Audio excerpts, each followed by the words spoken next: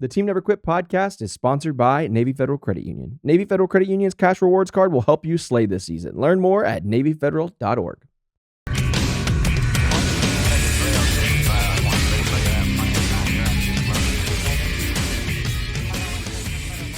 Welcome back to another episode of the Team Never Quit podcast. Marcus, Morgan, what's up, guys? How are y'all? Another day blessed and unstoppable, my friend. Nice. Hey, in the spirit of it's Thanksgiving month, what are you most grateful for this year? Being alive. Same. Life, yeah. For me, it's just family. Yep. Being Like I alive. have Health. They're all still here. Five, right? 5 or 7? Five. I got 5. It feels like 7. but Under it's the just 5. age of 13. Good job. Yeah, well, my oldest, she's 15, but she's going on 21. Oh, Based on Everything. Yeah, bro. I got a daughter too. You guys know the feeling. Yeah. I live vicariously through my brother who's got the only female in the family now. I have 2 sons.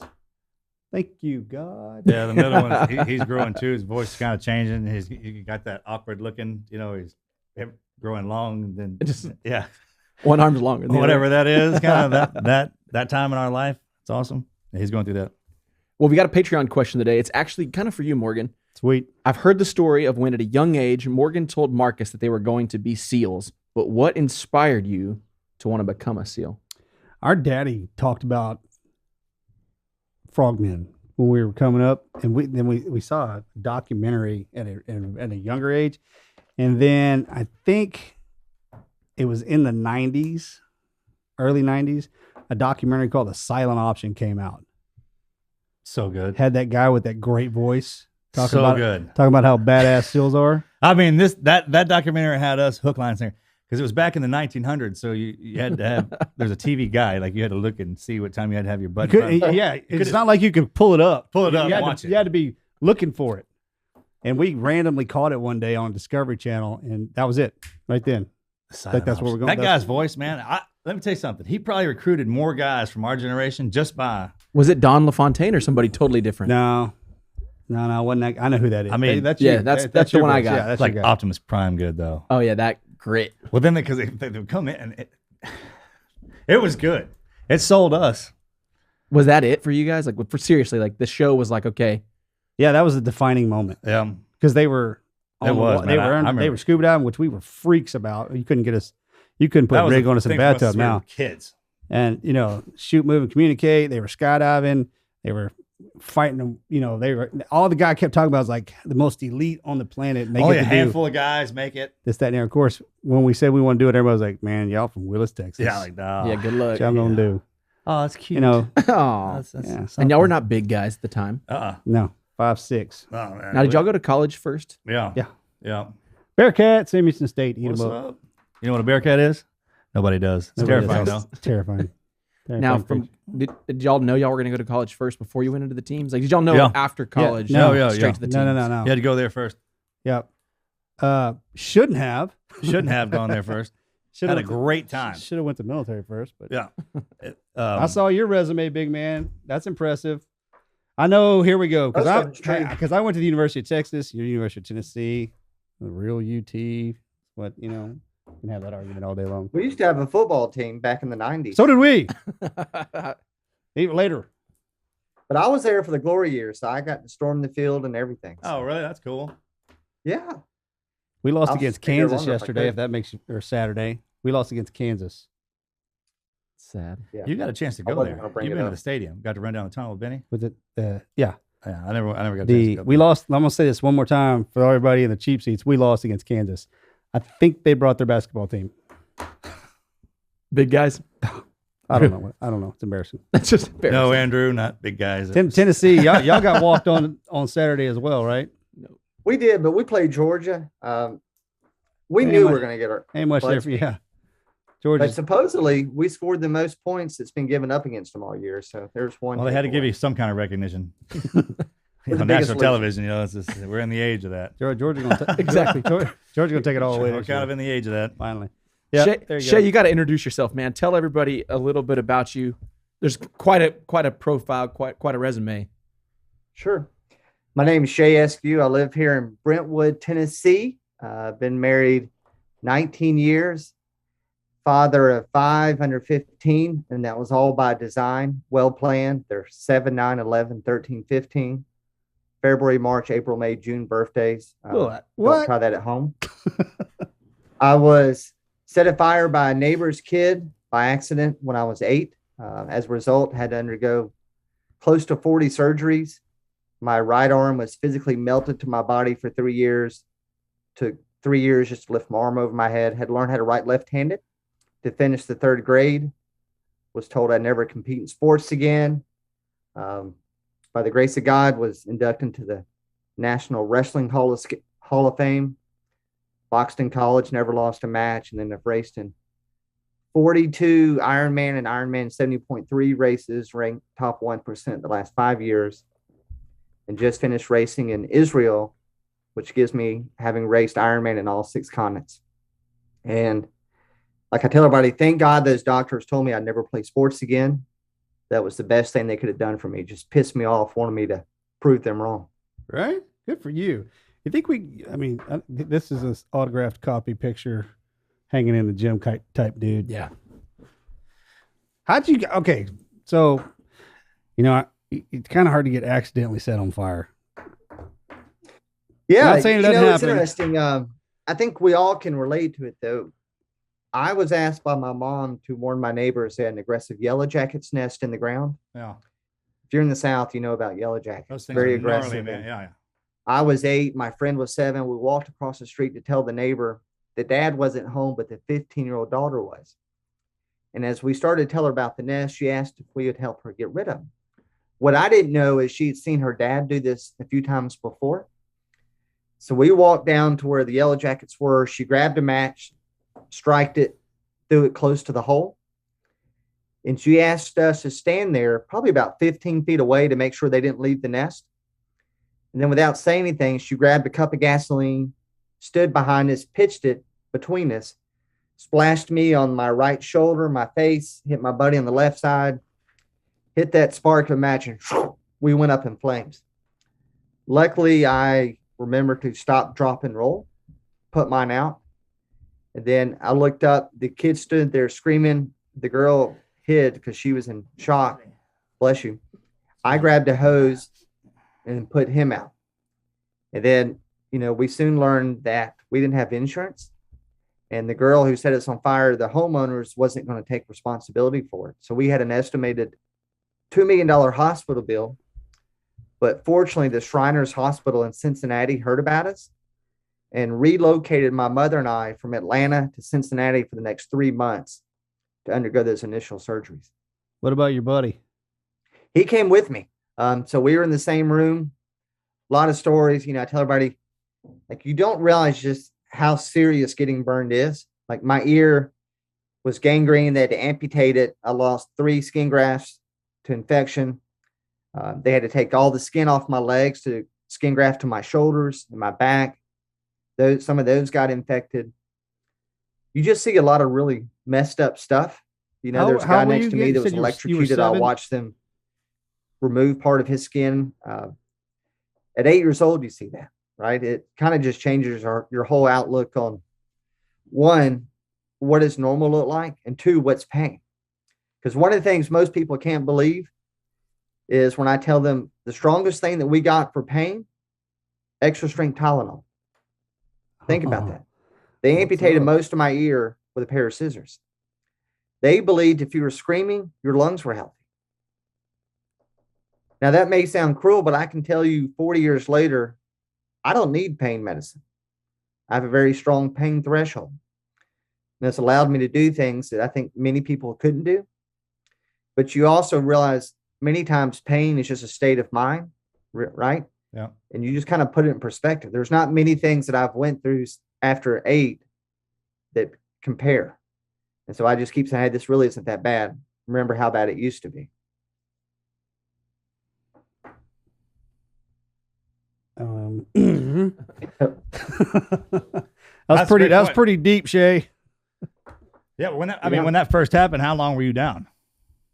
So I was hospitalized 3 months. Yeah. And it was interesting because they kept saying, hey, here's all the things you shouldn't do. Right. And they keep prefacing it by saying, listen, when you get out of here, you need to know the world you're going into isn't going to be kind. Because you got to remember, for 3 months, I'm around everybody else is burned. They look just like me. Disfigured, scarred, you're missing limbs. Nobody stares at you because you're normal.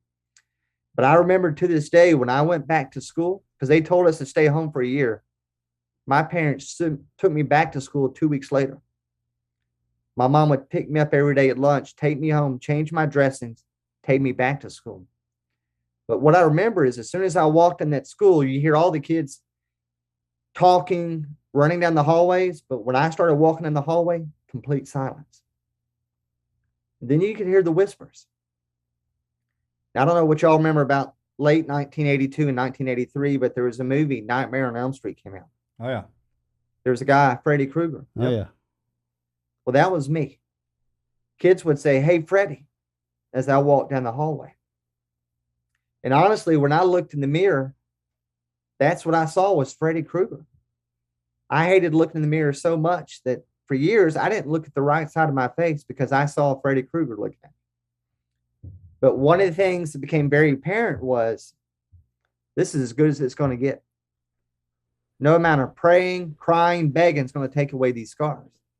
And so once you kind of have that moment of realization, you start realizing, you know what? If people are going to make fun of me, I'm going to beat them to the punch. I can't change these scars, so let's have some fun with it. And so when I went back to school and those same kids would say, hey, Freddie, and if you know the story, you can appreciate this. I'd try and say, yes, I'll see you in your dreams tonight. And I put an end to that real quick. Right. You know, and people would always come up and start asking, hey, can you hear? And you'd say, what? And they say, can you hear? And you say, what? And they kept getting louder and louder. And I'd say, yes, I can hear. Just because I don't have an ear, I still have another ear. But you learn to have fun with it, you know? And I think that's what life's about is bad things happen to good people. There's no reason to blame society. You just got to make the most of it and figure out, once I get through this, what else in life can I do that I never thought was possible? So at 8 years old, who was giving you that? You know, a lot of it was coming through my faith.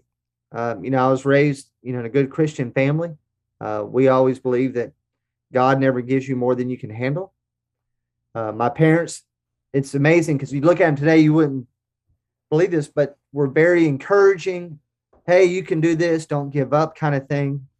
And I believe God gave them the strength to be the kind of parent they needed to be. Because I can tell you as a dad who almost lost his daughter, that's the hardest thing is watching your kid suffer knowing you can't fix it. Yeah, sure. I know every one of you guys, you take a bullet in the face before you'd watch one thing happen to your kid. And so I know for my parents to watch me go through that, to watch me screaming and having to go through all the physical therapy, had to hurt them. But I think when they could start seeing how happy I was when I had those opportunities to compete, it changed everything. I remember I played baseball 2 months after getting out of the hospital. Now, if you remember, I told you I couldn't lift my arm up. So how in the world do you play baseball? My dad signed up as the coach. He put me up at second base so I could toss the ball underhand to first. I played football 6 months later. The doctor said, don't play football. What if you get hurt? I don't have any nerves. I don't have sweat glands on the right side of my body. You could cut me and I wouldn't feel it. And they were fearful I could get cut and bleed out. So my dad inserted additional padding into my shoulder pads so I could go out there and butt heads with those guys. I can tell you I absolutely was the worst player on the field, without a doubt. But for 60 minutes every Saturday, I felt like a normal kid. Like I loved getting my bell rung because I felt normal. There was no kids' gloves. There was nobody doing anything for me. That's all I've ever wanted. Just give me a shot to prove what I can do. And that's kind of what life has been for me. It's the more chances I've taken, the more time I've put myself out there, the more opportunities that have presented themselves. And I think everything that I've went through has prepared me for where I am in life. And that came from your dad? And I mean, you got mom and dad? Yeah, I would say more so my dad. Now, my mom, she was battling some things on her own. You know, I don't really want to get into all that stuff, but she was also the one that like when we were in public, I know this is hard to imagine, but we would literally like go to a store. People would stop and stare at you. Kids would pull in their mom's purse and say, "Ooh, mommy, look at his face. Mommy, where's his ear?" You know, I mean, how do you feel as an 8-year-old? People scared to look at you. And I can still remember my mom, she'd say, "Hey, don't you worry. They're going to be ugly their entire life. You're going to get better looking. Don't give up." Right? It's little things like that. Yeah. Like when they told me they had to cut my ear off in the hospital, she wanted to be the first one to tell me. And I remember she came up, she said, "Shay, you see your dad over there? You were so lucky. You see those big goofy ears? You're only going to have one of them, not two. You should be, happy that you're not going to have two of them."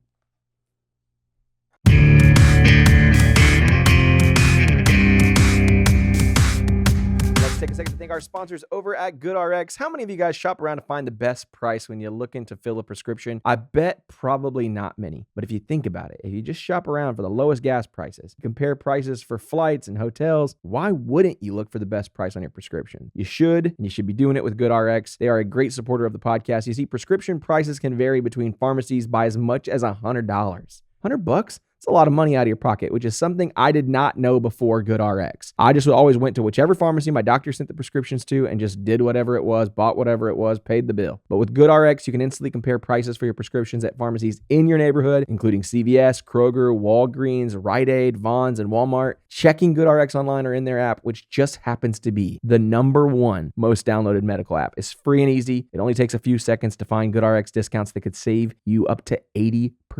80%. That's insane. I don't know about you guys, but if I could get $100 back in my pocket, somebody said they'd hand me a $100 bill right now, I'd be all for it. I've actually got some family members that have to get prescriptions filled quite regularly, and I've told them about GoodRx, and it has saved them money. So if you haven't used it, you should, because it really will put some money back in your pocket. So for simple, smart savings on all your prescriptions, check GoodRx. Go to goodrx.com/TNQ. That is goodrx.com/TNQ. goodrx.com/TNQ.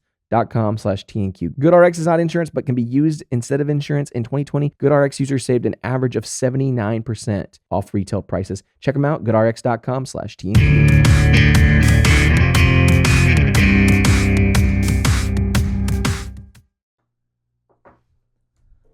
Did he play sports? I mean, at what age when you came out of that, did you start really pushing into that? And was it the sports that guided you?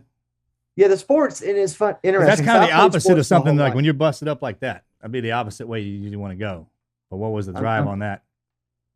So for me, it's, sports was an outlet. It was when I was doing an activity, I felt normal. I didn't feel like a burn kid. I felt like everybody else out there. Regardless how good I was, I felt normal. But I could also see myself progressing. And one of the things I didn't mention earlier was, so as a result of getting burned and my arm melted to my side, my neck was stuck at a 60-degree angle. I had to wear a compression suit that went from my ankles to my neck to my wrist for 3 years, 22 hours a day. I had to wear plastic orthotic braces, 3 of them, one around my chest, my arm strapped into it, one around my neck, and one around my face, like a hockey mask. The only time I could take those masks or those braces off was when I was playing sports. And so for me, the more I played sports, the less I had to wear these braces. But it was just a way for me to reclaim my identity. Like I felt if I was truly a great athlete, people wouldn't see the scars. They'd say, "Hey, that kid's a good athlete." Instead of saying, "Hey, there's the burn kid." I didn't want to be the burn kid. I wanted them, when they saw me when I wrestled, I would make sure they saw my scars at weigh-ins, because I wanted them to know I've been through hell and back, and I'm going to give you a taste of it as soon as we step on this mat. That's what I wanted people to know. There you go. That's what drives it. And when you look at them differently like that, it's almost with respect to have earned them. It is. It's rite of passage. It's so hard to teach that. I mean, I really can't. I mean, how do you, right? Not that you want to can't, set right? somebody on fire, but No. I meant when then that could go with anything. I mean, at a young it's age. one of those, with kids, as a small kid, you want so bad to conform. You want to look like everybody else. But as soon as we get adults, we don't want to look like anybody. We'll get tattoos, haircuts, you name it, because we don't want to look like anybody. Yeah.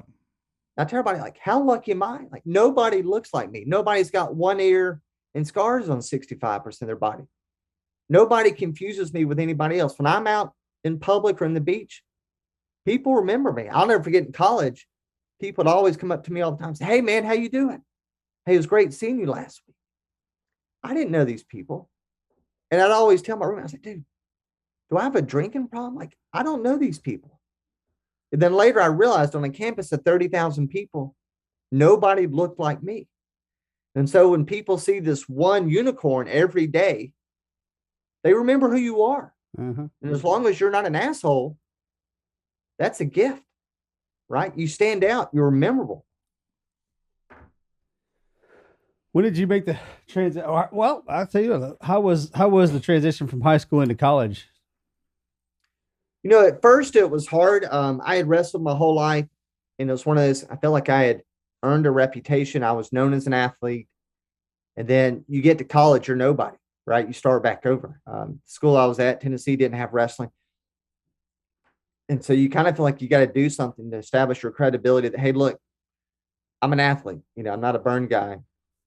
And so fortunately, that's when I got introduced to boxing there. And it was, again, a way to kind of say, hey, don't judge me based on this. Here's some things I can do. And then people get to know you. It wasn't that all of a sudden you're a cool guy because you could box. It was they were willing to look beyond that to get to know you. I can tell you, when I went through Rush in the Greek system, I had a fraternity tell me, you were going to be given a bid, but several people had a problem with your scars. They don't want to give you a bid because you're disfigured. That's pretty tough as a 19-year-old to hear that, right? And then you're like, well, thank you. You did me a blessing. The last thing I want to do is be around a bunch of assholes who don't want to hang out with me because I have scars as a result of nothing I did. It wasn't your fault. Yeah, sure. Because when you get older, the stories that produce that are the ones that motivate other people. Yeah, it's like you got to have somebody down here that goes through that to motivate, to turn around, so people will have a vantage point of what it truly means to go through something difficult. You know, it's interesting because as a kid, I never told my story, like not to the full extent. I wouldn't say that I was embarrassed, but I definitely didn't just outright tell people because I didn't want them to show me sympathy or anything. And then later, as you become an adult, you're like, dang, like I can help other people by sharing what I went through and how I went through it. Because one of the things we know with absolute certainty is we all struggle. We all face adversity. We've all been tempted to quit. We've all said, God, why me? You know, how am I going to get through this? And once you know that somebody else has not only been through what you've been through, but worse, and they not only survived, but they thrived, man, that's impactful. You know, when you talk about changing people's lives and they say, thank you, I needed that. I was contemplating suicide or just giving up. Now, because of you, I'm ready to take the world on. It makes it all worth it. You know, people always said, Shay, if you could go back to 1982, would you still walk across the street and tell that girl about the Yellow Jackets nest? If you were to ask me that when I was 13, 18, or even 24, hell yeah, I would change that. There's no way I would disfigure myself and subject myself to some of the torture and torment I went through. But now that I'm on the other side of it, I said, tell me how I've missed out. I've got a beautiful wife, 5 amazing kids, great sports career, or a great, professional career. There's not one thing in life I've ever missed out on. Did I have to work 3 times as hard as everybody else to be average? Hell yeah, I did. But guess what? It meant 10 times as much because I had to work so hard. And I think that's what we forget about. It's the things that we cherish or the things that we busted our butt to get. It's not the things that we were given. It's the things that we truly suffered for. And that's why the more that we can remove those safety blankets for everybody, I think the more people will appreciate the things that they have in life. And they'll thrive. Now, everybody, like you said, now that they're looking at you now, and all they want to do is hear that story. How did you do this? And you're asking me how I did it? No, I'm saying people say that. Generally, yeah, people say that to you. Come across it. Yeah. And that, I mean, the way it's funny. And it's also one of those people come up to me now and they said, hey, I never told you in high school, but the way that you lived your life motivated me. Like you never seen that it bothered you. And I said, well, part of it, you didn't know what I was dealing with on the inside, but we forget that we silently impact people, right? Just because somebody didn't come up and say something doesn't mean you're not impacting people every single day. And that's what you got to be mindful of. It's how you live your life, not what you say. It's what you're doing that influences people. Mm-hmm. Man, I'm trying to think about now how, because everything that you had to go through at such a young age, I'm sure you don't cut your kids any slack.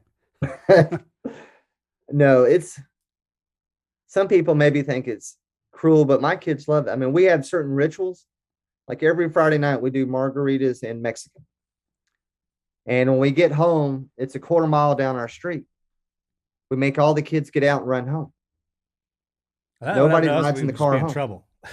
And if you got friends with you, you got to get out of the car too.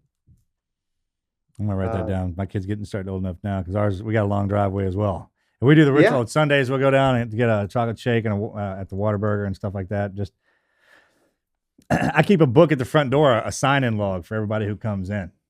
And when they make it through the gate, I'm like, hey, I need some words of wisdom from my kid. Like drop some on me when you get here, and then drop some by the time you leave because it'll have changed. And then we write all the Christmas movies down. Like Mojo and I we're separated by a little bit of distance now, which is probably good, man. They put us too close together. We'd take control of this place. But we started some of the rituals that he and I came up together, some of them that our father passed down. But when you pass them down to your kids, I was thinking about it, I was like, man, they don't know if you started it or if your great-great-great-great-grandfather started it, man. It's a tradition, it's a ritual, and it's kind of the coolest part about it are those little things that you see those other families do, and that's what makes it a family. I mean, it's just sitting there together is not. It's those little things right there that create that family bond. It's like what you do. Like we love to do feats of strength competitions, and so we'll do plank challenges. And so when COVID first started, that's not feats. That's of a little strength. weird, dude. That's no, actually it's great because that's the way you can torture the kids. That's weird. People. Mojo does. That's how he does his push-ups. Over here, if you drop something on the ground, you have to drop down with it, just like when we were in the military. And then. If you say the word mine, if you don't spell it, because nothing's mine, right? It's ours. Then it's 5 push-ups. So we took everything we kind of picked up in the military and spun it around to Children Basics 101. It works. Like when my kids say I can't, 2-minute plank. That's a good one. That's a good one. So you start eliminating certain words out of their vocabulary. I was talking to a gentleman earlier, a guy that gives Mojo and I guidance. He's one of the elders, and I think about it, I was like, am I good? Am I a good father? Am I doing this right? How do you know? I don't care what book you read. That book was written about the guy. He's a great father if he could write a book about it, right? Yeah. The rest of us have to go at it as you can just pick it up. Your boys teach you a lot as well, but ultimately our family is just like when a tree grows, the branches go in all different directions. Same way as our kids, man. They just got out in different directions. And he was saying that you can have one dad who's kind of the overly aggressive one, and that could be a problem sometimes. You can have the one that's too cool. It's like the middle ground, the love and the strict discipline one. But that's the hardest road to walk. Well, it doesn't mean you can't be both. Right? That's what I'm saying. No. You're supposed to be both, but that's the hardest one to walk is trying to balance that. I'm just a obsessive compulsive type person. So I can easily be one extreme and then on the other. But one of the things like we do daily is tell our kids, hey, I love you. Like no matter what I say, what I do, I always love you. You need to know that. And I think that's one of the things most kids don't hear enough. And my kids know that no matter how hard we are, at the end of the day, we still love them. You know, I'm still your dad. You're still my son. But, you know, we teach them the value of working hard and sacrifice. You know, and they ask for, hey, Dad, can I have some money? Well, what are you willing to do to earn it? I'm not going to just give you money because you need it. Mm-hmm. So literally, we'll go make them pick up weeds, pick up sticks for hours. My 7-year-old spent 2 hours picking weeds in the yard because she wanted a couple dollars. And she didn't think anything about it. And I think that's the key is you teaching kids early, like you guys have done. Nothing's given to you. You earn it. Wow, that's a great part about it. Also where you grow up and where you live, because my kids have to do that for nothing. That's just the rent they pay. I'll think of some extra stuff for you to do if you want some of my coin. We're in a very sheltered community here. So are we. So you transitioned out of college. When did you get into running the races? So it's interesting. So right after college, though, I spent 6 months trapping bears for a living. Where? So I spent 3 months in the Great Smoky Mountains. Yeah. We've And heard of then that. Sounds familiar. Like Yeah. blackberries. Black. So we caught 150 bears in 3 months there. Oh, wow. And then I spent 3 months in the Okefenokee Swamp, In a which I swamp. don't recommend going. Yeah. I That wouldn't. was miserable. Don't worry. But I got introduced to Ironman in 2008, and you guys can appreciate this. So I was probably 40 pounds heavier than I am now, and it wasn't all muscle, but it's all about the gun show, right? That's Big right. chest, Yeah. big biceps. Yeah, hanging out whatever hangs out the shirt. And I was working out in a gym in a big high rise. And as I was coming out of the locker room, this guy behind me, 65, barrel chested, crew cut, he goes, "Hey, tough guy." I said, "You talking to me?" He goes, "Yeah, I'm talking to you." He goes, "Why don't you come here and do my little boot camp class? Just meet a bunch of ladies. Shouldn't be anything for a guy like you with all your muscles." I should have saw what was coming. I was like, whatever, old timer. I didn't know this guy's a former Marine drill sergeant. I didn't know he was one of the original 1978 Ironmen. The first 10 minutes, I'm in tears. It's all core, right? Planks, leg raises. And then we get to push-ups. I'm like, I'm going to bury this old bird. He drops down beside me doing 4-count push-ups. I can't keep up. He's like, "Eskew, Ponytails is kicking your butt. You better pick it up, boy." And all I could say is, "Yes, sir." And I went home and told my wife, I said, I'll be damned if some 65-year-old's going to embarrass me like that again. I got back in shape, dropped 20 pounds. Well, a few months later, he got diagnosed stage 4 pancreatic. Mm.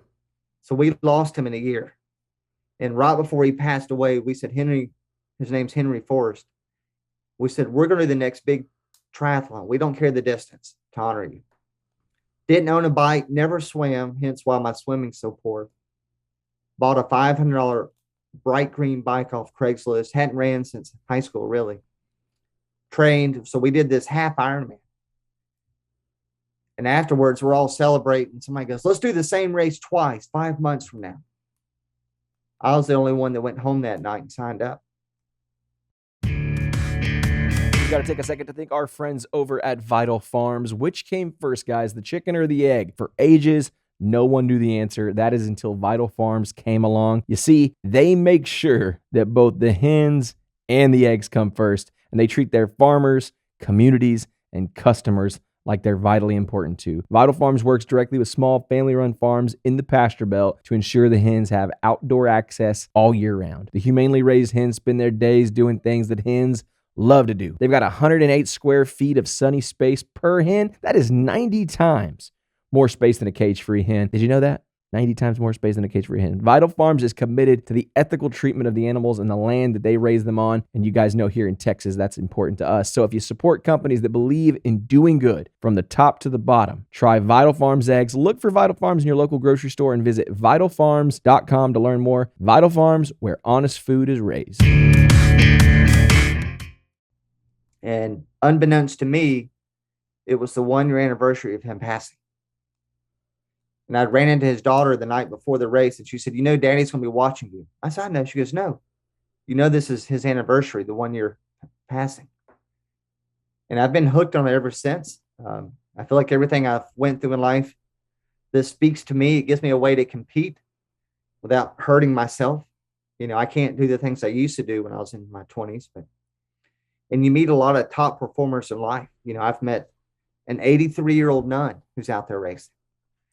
I've met a triple amputee who's doing Ironman. I've got friends, brothers. One's got cerebral palsy. They're doing Ironmans. Like every walk of life is out there racing. And it's not to win, it's to finish, because to finish is to win. Mm-hmm. People come across me once and again, they'll ask me, it's like, "Hey, how do I take myself out of my comfort zone? Because I want to grow physically and mentally." And a buddy of mine talked a few of us into doing ultras. Yeah. But I tell people, I was like, "Hey, if you really want to know where you can go and where you are, wake up Saturday morning and walk 50 miles. Don't stop. Don't quit. You don't have to run. Yep. Just walk 50 miles. I had a young man the other day. He took me up on it, and he called me while he was doing it. I had no idea. 3 weekends ago, and he was like, "Hey, I'm out 6 miles 6." Then he calls me at 19, and I didn't hear from him after that. He made it to 32 miles, and they found him. He had passed out on a sidewalk at a Waffle House. Cops got him. Great place to sit down, though. The staff in the Waffle House called the police, and because he had dehydrated real bad, and he had shut down. And I called him the next day, and he really didn't talk. But I called him a little bit late, a couple of days later, and he's like, "I've learned more about myself." And now his threshold is higher. His mental capacity is higher. His physical capacity is now higher. And all he did was go out for a walk. And I tell him, I've told him, I was like, you take notes every single day of what you learned from that experience, and let me know how it benefits you downstream. And so, it's life changing. It's life changing. I mean, you'll appreciate this. There's a guy that Jack Daly. He's the one that got me to write my book. He called me 2 years ago. He was 69 years young. He said, "Shay, I got something that's going to be awesome.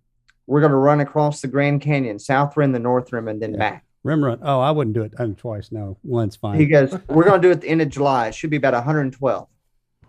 20,000 feet of elevation gain. It's going to be absolutely miserable. Can I count you in?" I was like, "Hell yeah, Jack." I mean, how do you say no to a 69-year-old? Easily. Quick. Was that coming in? Hello. You're broken. Yeah. But it's people like that. This same guy just did his 100th marathon Saturday in Athens, Greece at 72 or 73 now. That's awesome. Oh, man. But it's just, I don't know, I mean, it's kind of like putting a polar bear in the your desert, point. man. Some things. Well, as you said, it's not winning, it's finishing. I mean, you learn more about yourself getting there, training, and the races that build up to that.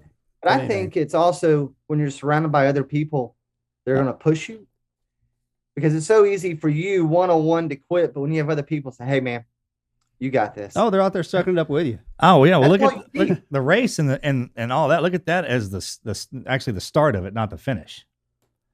And then that whole experience that led up to that was the race. I mean, and you're right, the journey. Each little part of that is what teaches you something about yourself. And just step into the line. Just step into the line. That's what most people, in my opinion, they won't suit up. I mean, they'll talk about it all day long, and if they just walked in and put the uniform on, or I'm doing it. Like anybody listening to us talk right now, talking about Ironman, cold bore it. Don't train for it. Cold bore, just walk. Well, you know what? That'll give you respect too. Like if you cold bore, like he's talking about, like just kind of step in there and see what he's been having to deal with. The most impressive things I've seen are people that finish those Ironmans like you do. People that finish those 100-mile races. Those are a different breed of human being, and every one of them. And when you talk to him, I was a 300-pound drug addict. Yep. Or I lost my family in a tragedy. I'm the one you want to hire in a business. Like get a list of all them people. Like, hey man, let's just go do something. They figured it out. Yeah. And they pushed themselves to either the brink or the prefaces. I guess life can hand you that too. Life can hand it to you like it did you. And then you went in and saw what it showed you. And then some people have to come in and do the Ironman themselves and get burned by that, burned by life. And it changes them. For me, it's always that harsh round, like, what kind of life do you want? I can tell you, when I laid in that hospital bed and I looked around at these other kids, I didn't want that. I knew whatever it took to not be laying in that bed and be treated like some of those kids were, I would do whatever it took. And once you commit to, I don't want to be like that, life's pretty easy, right? And then once you go through these things, like you said, like when you've hit rock bottom, you say, "Wait a minute, I'm still alive. Shit, I got this. I can do it all." And I think that's the key. It's intentionally putting yourself in those situations where you feel like you're going to die and you're not. Then you have that confidence. Well, look, if it can't ever get worse than this, I got this, right? And that's kind of what I've done, many times through life. It's putting myself in situations where now I'm comfortable, because what a lot of people don't realize, so I can't sweat on a third of my body. And so as a result in these races, I can't sweat on this side of my body, but I can't stop sweating on the left side. And so I sweat 5 pounds every hour for 10 hours straight. So in several of these Ironmans, I'm urinating blood before I start the marathon. And I'm here to tell you that sucks. Yeah. Like, I don't recommend it, but it's not going to kill you. I mean, it may hurt your time 15 minutes, but you can get through it. Yeah. It's one of the things you learn to deal with. I tell you what, like, because so all three of us have been in a hospital bed, and I remember laying there going, if I ever get the opportunity to get out of here, I will never stop going. And I don't care what it is. I will never sit there and idle. I remember waking up in them, and you're like, yes. You're like, man, we must have been going real hard, right? When you wake up in there with all the ninjas standing over the top, you trying to put you back, save you back together. Yeah, that was a good one. Did I win? And then, right? But right, just like they patch you up, and they're great, man. They're so wonderful. Imagine not having that, right? When people put us back together. And that's one of my things. Like, before every surgery, like, I got to have 2 months. They got to take a big section out of my back to sew it in my neck. But before every surgery, I work out in the room, because I tell myself, when I wake up, if I can't do what I could do right before the surgery, I'm okay with it, right? I made use of every single minute. I had a complete shoulder rebuild last year. Oof. And right before, this was the second shoulder, right before we left, I went and did 20 pull-ups in the house. My wife goes, what the hell are you doing? We're going to be late for surgery. Setting a baseline. Yeah, you know what that is? You know, because we were talking about this earlier too, man. There's just different types of humans down here. No one is the same. Everyone is as unique as your fingerprint. No one's the same height, the same color, nothing. And you need to look at it like, man, they had to put all those restrictions on you to carry that spirit you got. I mean, you're wearing that thing, that sucker out. I mean, with all the, it's not a disability, it's a distinct ability, right? When something like that gets put on you, especially at a young age, that means you're that diamond inside of that coal wrap. It's like the pressure that was put on that was almost 100% on purpose. Some of y'all can't run around with that much power with a body like that can accommodate it. No way. Because no one else could set any records. But it's funny, because before the surgery, like, I don't think there was anything about me that said, hey, this kid's resilient and tough, right? Now God said it. See, exactly. Yeah, Lord prepped you up on that one, buddy. That's what in your programming. Yeah. Because I mean, I don't see it. I don't notice anything. Like, first of all, my brother and I dig scars, right? Like, we have a mess of it, and we've always had this little. Yeah, you got some facial scars, and we always. I mean, if you got a Josie Wales or something like that, we'll notice it. And guys like us do that. Morgan and I had one the other day, and this guy was upset about it. He's like, man, kind of nervous. Like, dude, that is badass. How did you get that?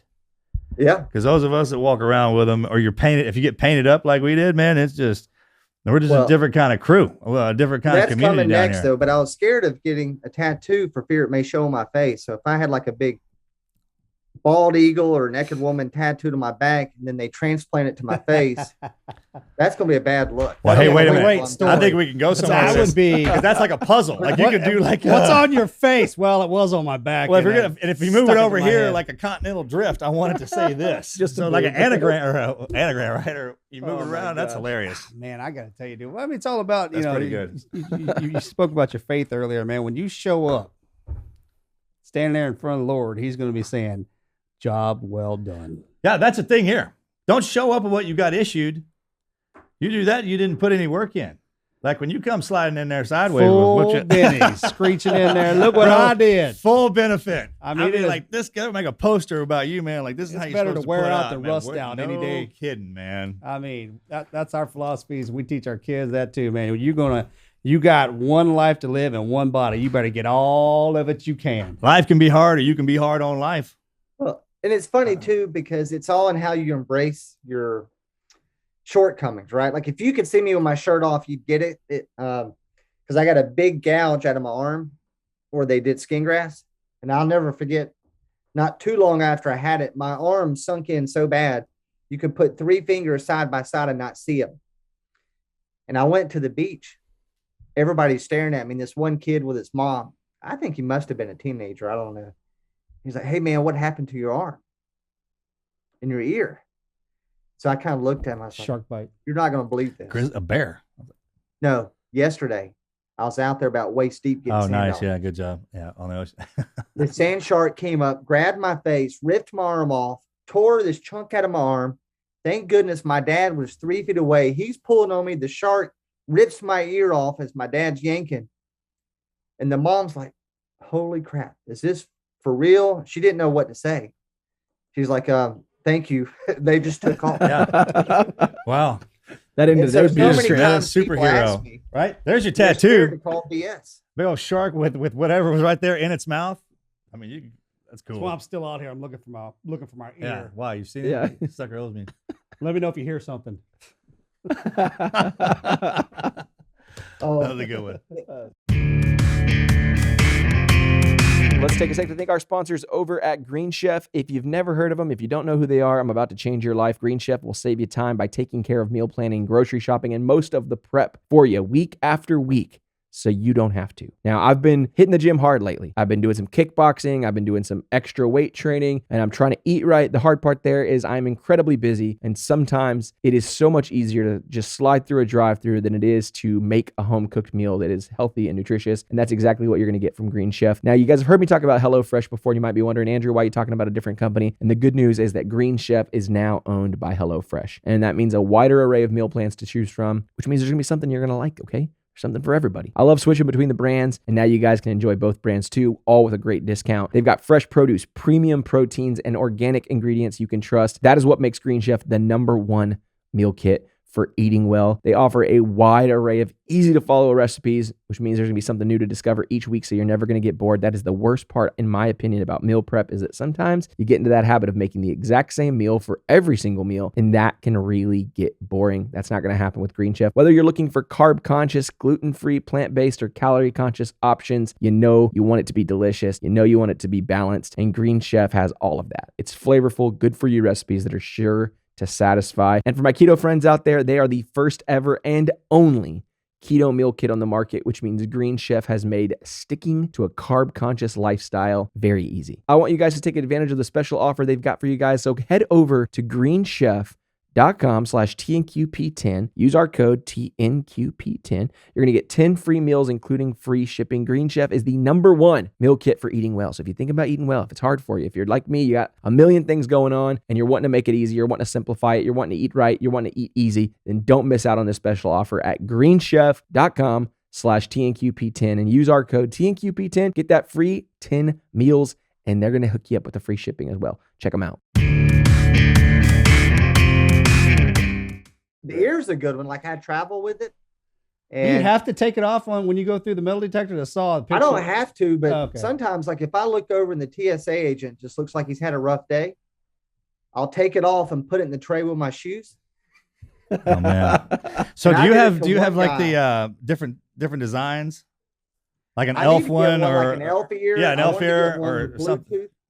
Bluetooth. Yeah. But I put the ear in there and send it through the scanner with my shoes. And I have a backup one, kind of like you have backup shoes to cut grass in. So I put my backup ear and my real ear with my shoes and send it through. You see this guy look in the scanner, and all of a sudden he's like, he advances, rewinds it. He stands up trying to figure out somebody's punking him, because you see the left side of my face, you just assume the right matches it. He can't figure out why are there real looking ears in this tray. So finally I walk through the scanner and I grab it and show him the right side of my face. And I snapped my ear on and shot him my thumbs up. I was like, he went back to the break room. It's like, y'all aren't going to believe this Yeah, shit. check this shit out. I'd wait to because the screws, are they titanium? They are. Okay, so they don't pop in the scanner. No, so they're basically dental implants. Oh, okay, yeah, right. Okay. I'm about to say, if that thing pops in the scanner and they go to feel on your ear, like, hang on. Just put the sucker on, put it on backwards. Wait for somebody to notice. I'm like, what is it? I can't figure. I've had people ask me if it's a piercing when I wear it, because I can't wear the ear to the beach or anything. And so people think I'm just some exotic body piercing. Is it closed off, or do you still have the hole? Is So it will ear never canal close still up. open? And so that's one of the downsides. It bleeds and oozes every day because your body wants to close up on itself. And so it's just permanently going to do that. Is that because the whole oracle? You still have the canal, or do Yeah. they seal it shut? So the canal, most of it's open, but the reason why I got to have the surgery, my skin's pulling on my body. And so it's pulling my neck, my ear, and my eye down. So if I turn my head, I can't hear. Oh, closes the connection. Like- Okay, yeah. And then like if I tilt my head all the way back, I can't swallow water because it pulls on my throat. Correct. Okay. Huh? Can you feel that when you're like during out the season when you're working out and you're not working out, like muscled up and not muscled up? Can I feel what? Like the tension in your skin when you're rolling? Oh, so the neck doesn't, but like my arm, it got so tight. My right arm was 3 inches smaller than my left arm. And so you'd work out, the bottom of your arm would swell up. It was like a tourniquet being put on your arm. Yeah. And so when they cut it from here all the way to the inside of my elbow, it split open 3 inches. Oh. Damn.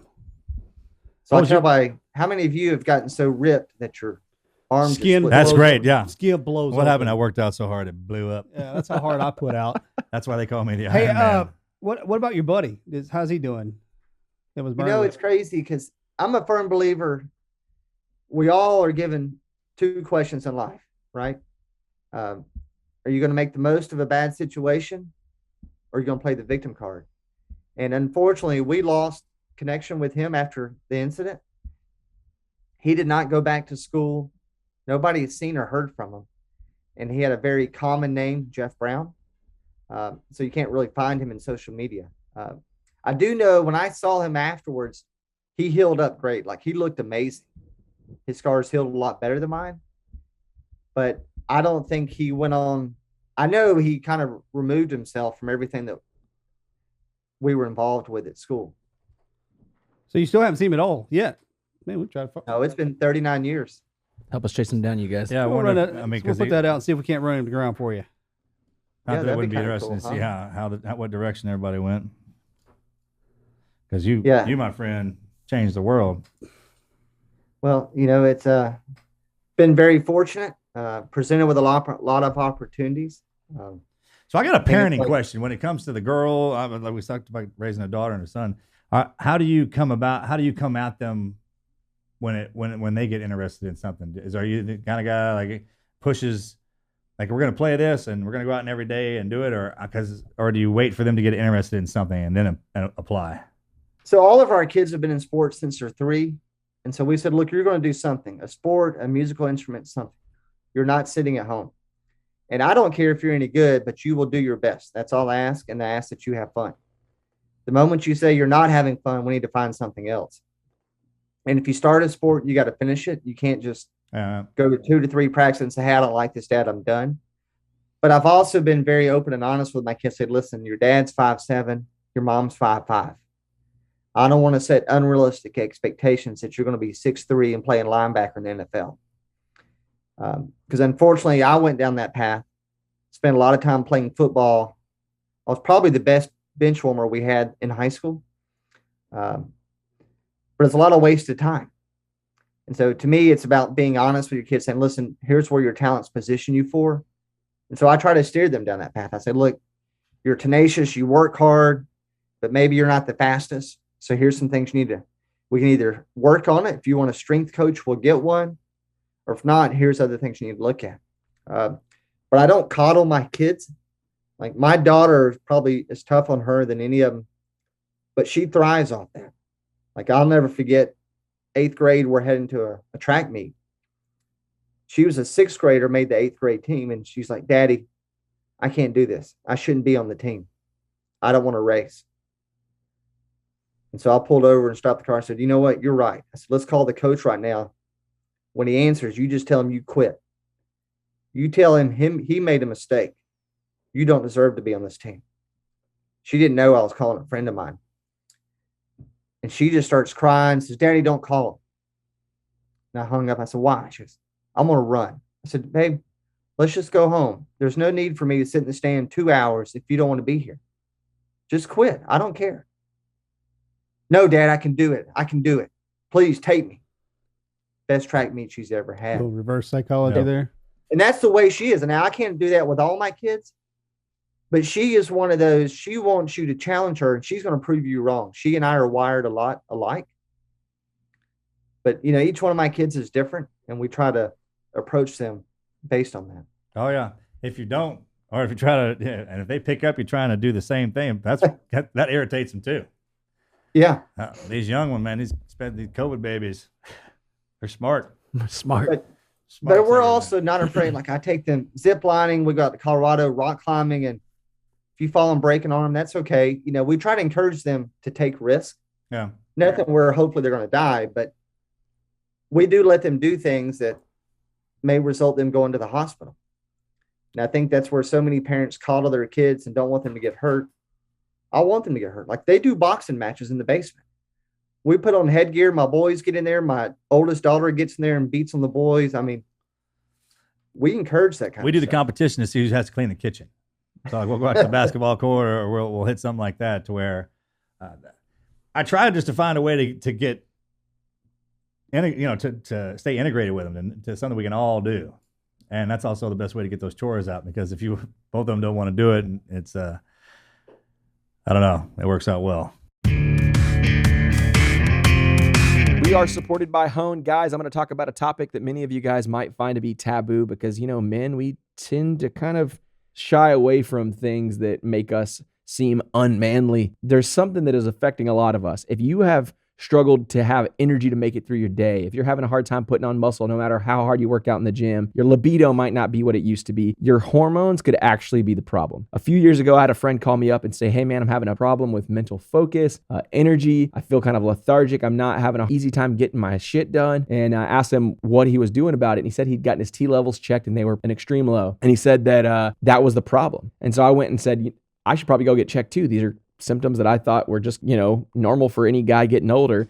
And that was not the case. I went in and got tested. Sure enough, low T levels. And the thing is, testosterone levels have actually decreased substantially over generations. Our father's generations had testosterone levels that were 25% higher than ours are today. And the thing is, it's not our fault. There are many factors, things like environmental changes that are affecting our generation. Today, there are 30 million men in the US who have low testosterone that is affecting their daily lives. And this is where Hone Health can help. Testosterone is more than just a sex hormone. See, that's the reason why this is kind of a taboo topic. Everyone thinks, I don't have, I'm great in the bedroom, T levels are great. It's much more than that. It affects energy levels. It affects muscle mass, focus, overall mood. Hone helps men get testing and treatment for low testosterone from the comfort of your home. It's an easy process. You're going to collect a sample. You mail it to their lab. Once the results are ready, you actually have a video chat with one of their real doctors. The doctor's going to recommend a personalized treatment plan based on your biomarkers and symptoms. And the cool thing is their treatment includes FDA-approved medications delivered straight to your door. So for you, if it seems uncomfortable or, intimidating, whatever it may be, this is the way to do it. Do it in the comfort of your own home. It's your safe place, right? And although I'm not a medical expert, Hone Health is, and they will be there with you every step of the way. If you have a feeling that maybe your testosterone levels are low, maybe you're struggling with one of those things I talked about, energy levels, focus, the mood thing, mass, building in the gym, any of these things, then order Hone's easy to use at home assessment test today. You're going to learn your testosterone levels. And for a limited time only, listeners are going to get the at-home testing and a doctor consultation for only $45. You're not going to get that anywhere else. You're going to have to go get a specialist at a doctor to send you to another specialist. It's a pain in the ass. Go to honehealth.com/TNQ to take advantage of this simple offer. That's Hone, HONE health.com/TNQ to get the home testing and a doctor consultation for just $45. To me, it's the ultimate accountability. Because anytime you're tempted to quit in life, if you just start thinking, how am I going to explain this to my kids? That's a whole different story, right? It's always served me well when you're tempted to think about that conversation. How do you teach your kids? I want to teach my kids I never quit. Yeah. Look at that. By never doing it. That's the best way to do it, right? Just keep get back in there. So what's next on the schedule? You just got back from Israel doing Ironman, qualified for the Worlds. Well, so I'm looking at doing 7 continent, 7 marathon challenge. Yep. January 2023. And so I can't say a whole lot more, but I think you guys know one of the guys I'll be doing it with. So imagine that. Hey, have you ever met Mike Rouse? I have not. You know that guy? You know that name? I don't. He's an old timer, but big into the Ironmans. Used to be anyway. Which that doesn't mean anything in the runner's world, I don't think. He's because those guys haul ass, man. They run. I mean, he's 70. It's not like old timer football. We're talking about these dudes are hardcore, man. 68, 72, 68, 72. He did Leadville 100 with us. Paces out That's pretty in serious. August. He runs his birthday in years every year. He's still a stud, but he's 68, I think. 68. He did And 30. so in the 80s and 90s, he was big in the Ironman scene. Yeah, it's but for me, it's always to be careful that what I want to do personally doesn't interfere with what I want to do as a father and as a husband. Sure. Yeah. So I spend a lot of time reflecting on that because there's so many people in my world. It's all about, look at me, look at what I've done. And I'm like, but dude, you're miserable. Your kids hate you. Your wife can't stand you. Who cares if you're on the podium, if you're by yourself? I can tell you, my kids don't care about any of my medals. Oh, All they want to know is, is dad there? Does dad love me? Right. Mhm. We take the kids to most of these international races. Signed up for one in Finland. I'm going to take the kids to that. We were supposed to be in New Zealand, but as you know, New Zealand won't allow anybody to come. Yeah. Interrupt.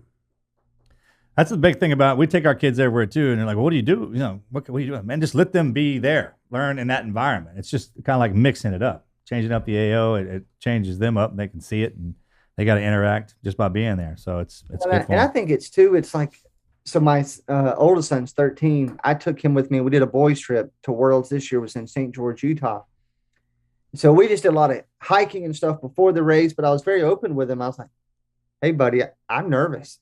Even though I've done 40 of these, I get extremely nervous. I can't stop going to the bathroom, you name it. And it was just kind of vocalizing to him, it's okay to be scared, but that doesn't mean we stop and don't do something. Mm-hmm.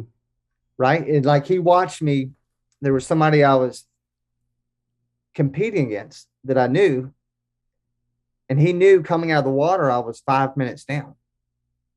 And he watched me come back in the race and beat the person. But I told him before the race, hey, my goal is to beat so-and-so. Right. And so it's teaching your kids, look, hey, I'm putting it out there. I may come up short. I can live with that. But I'm just letting you know, here's what I'm going for. And when I come out and I'm down several minutes, I'm not quitting. I'm not going to go easy now and say, hey, the race is over. I'm going to give everything I got. And so it was special for me to share that kind of intimacy with my son and to be vulnerable with him, to let him know, hey, this is what a man goes through, right? You don't shy away from that. Yeah. 100%. That's awesome. Hey, Shay, thanks for sharing your story, man. What can our listeners do to support you in your journey? Well, if they're ever looking for motivational speakers, would love to come speak to their team or their company. My book, you can get it Amazon, What the Fire Ignited. And likewise, if you know somebody that's been impacted, that's really suffering, That's awesome. let me know. I'll send them a book, because if I can impact one person, give them some kind of hope, hey, I'd love to do that. Can I get you? So in the world that I live in, I come across people that ask for people, inspiring people like yourself. A lot of times it's parents who have children that are in tough spots. Can I get Andrew to get your contact? You don't have to say it over the net, but get your number, have it in my phone. Absolutely. Yeah. I said, I'll meet with people, let them call me, whatever. Because that's one of the things I didn't have when I was burned, is somebody to assure me things will get better. Mm-hmm. And that's all we need to hear sometimes is, hey, it's going to get better. Not today, not tomorrow, not next year, but hang in there. I promise it's going to get better. And that's what you need. If you can give one kid some hope, one adult, that, hey, maybe 10, 20, 30 years later, you'll be doing amazing things. That's all you need to hear sometimes. That's it. I appreciate it, bro. Thanks for coming in. Yeah, man. Thank you. Thanks, man. Hey, I enjoyed it. If you guys ever find yourself in Nashville, let me know. I'll let Oh, you. we will, Hey, yeah. that's what I said, because We'll we swap live. I numbers. mean, if you're 10 minutes from Franklin, we come up there, Absolutely. see that knuckle. Thank you all.